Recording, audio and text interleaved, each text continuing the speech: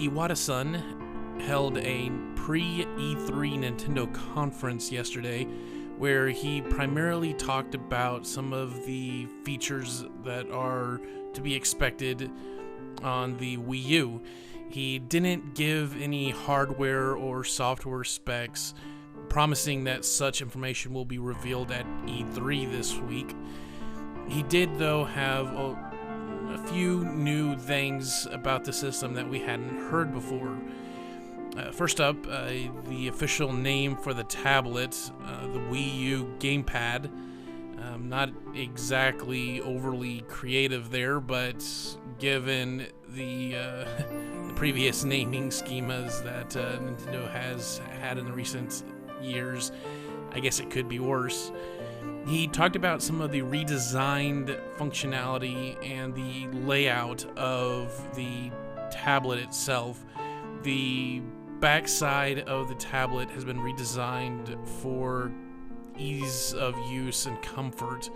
The analog sticks, which were sort of the circular pad, kind of like what's on the 3DS, was replaced on the tablet for your standard analog stick that will also function as a button, which is definitely a bit of an improvement.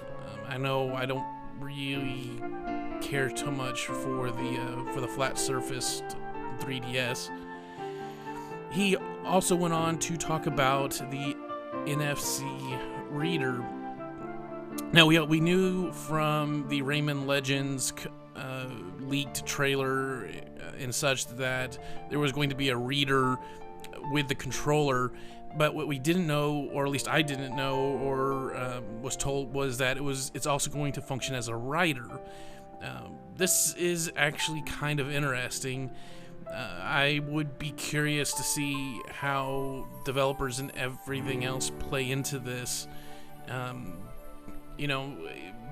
Potentially you could get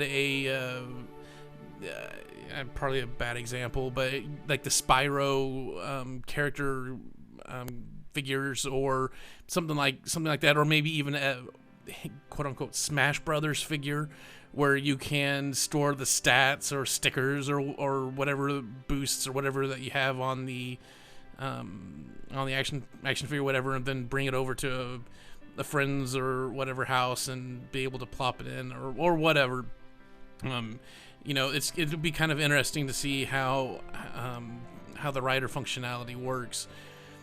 He also went on to talk about how the tablet can also be a infrared TV remote, and gave some examples on that. It is an infrared controller, so potentially it could control other things, though he did not confirm or deny this. Or he didn't mention, he didn't mention anything else outside of the TV. I'm also kind of curious on how that's going to necessarily work if you happen to have a receiver or something like that, but that functionality will be there. He did go into something of a demo / commercial / more tech demo or advertisement, demonstrating some of the communication functionality that will come within the controller. And one of them was the camera video, which we all knew, which was announced last year at E3, that it was going to have a camera functionality. But one thing that was revealed during that little segment of the presentation was that both the controller and the Wii U were black, and not the white colored, which has pretty much been all that was previously shown.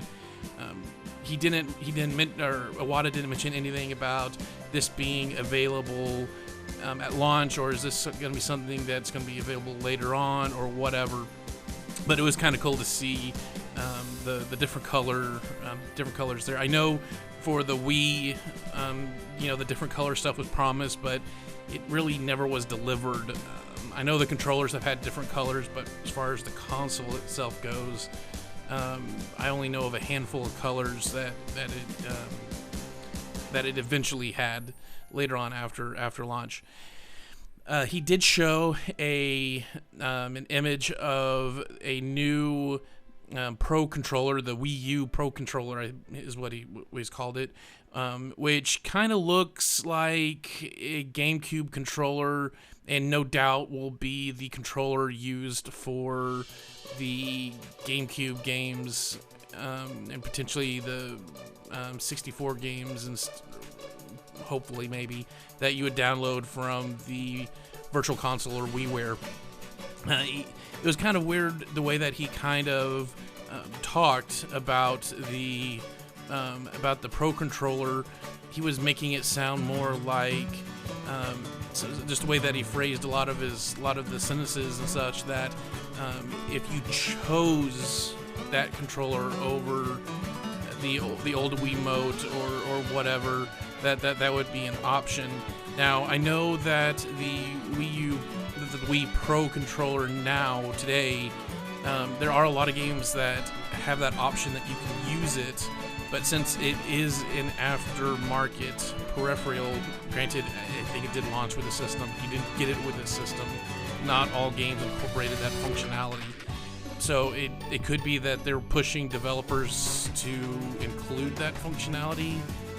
I don't know, but that would be kind of interesting to see this week at E3 how that's going to play out with a lot of the more common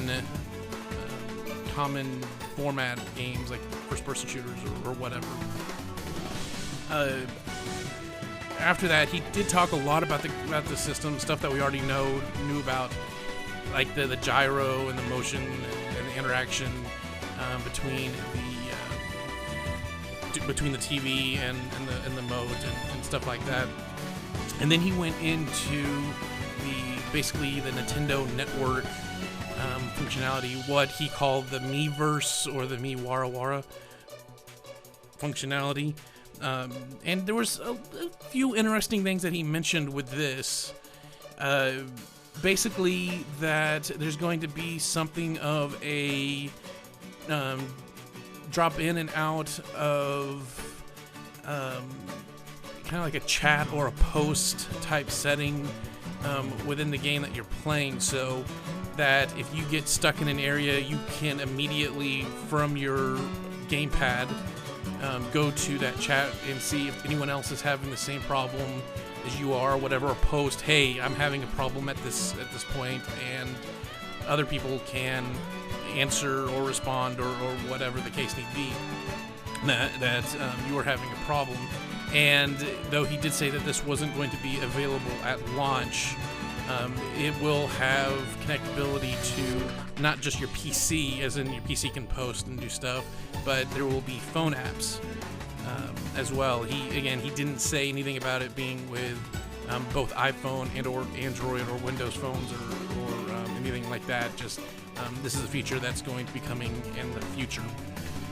Along with that, the new dashboard, if you will, for the Wii U, he kind of showed some functionality in that where it showed your Mii, basically your Miis, including yourself, your friend Miis, and basically the world. I doubt it's the entire world, but however they grab a certain number, will actually crowd around the games that you have on your dashboard, like downloaded games or whatever, and it will show what's the community is active on. It wasn't clear exactly if it's just people who are playing it right then, or people who are actively playing it on and off, or whatever the case need be. But it's kind of a neat little feature, especially if you're having issues with a game or whatever. You can choose a peak time in which people are on or whatever to ask the question like that. In addition to all of that, he talked about a few more features with the Nintendo Network, such as basically on-screen Mii sort of pop-ups that would come from the posts of some sort. I don't know if it's just, hopefully it'll be just friends and such like that, or whatever. Kind of show like as an example, kind of like a world view of a Super Mario game or whatever, and post of, hey, I was really having a problem with this area, or this was fun, or whatever. Which I think would kind of be a little bit more of an annoyance. But while he was talking about that, he was talking about how you could use the stylist and actually write a post or draw a picture of a post or whatever, and use that instead of using your typical keyboard or whatever posting for what you're trying to get out. I have a couple of interesting things with this. How are they going to keep the inappropriate levels tame or whatever? And if this is only going to be between friends or whatever, it's kind of sketchy. I know you could filter the posts generally pretty well, but when it actually comes to designs and stuff like that, I'm kind of curious how they're going to clean that up or keep that from going crazy. They did also mention about taking screenshots and sending those out and using those as part of the post as well. I would imagine if you could actually take screenshots and do stuff like that, you can actually save them, potentially either email or put them on a flash drive or something or whatever. Actual live screenshots seems to be a actual system function, which leads to some pretty interesting things.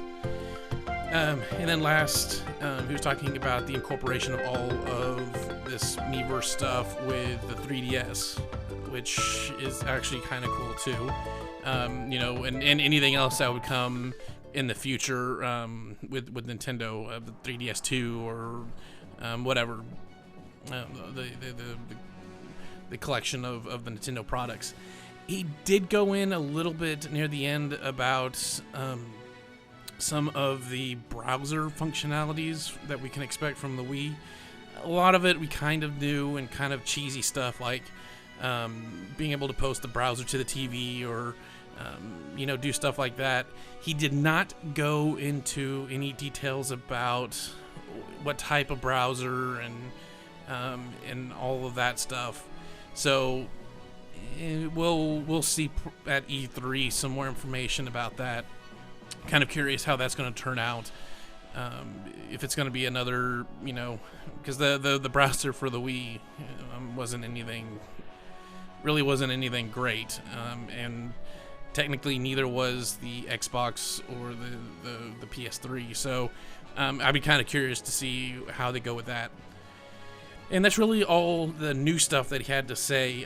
I will have a link below that you can go to the Nintendo page or whatever and actually watch the conference for yourself.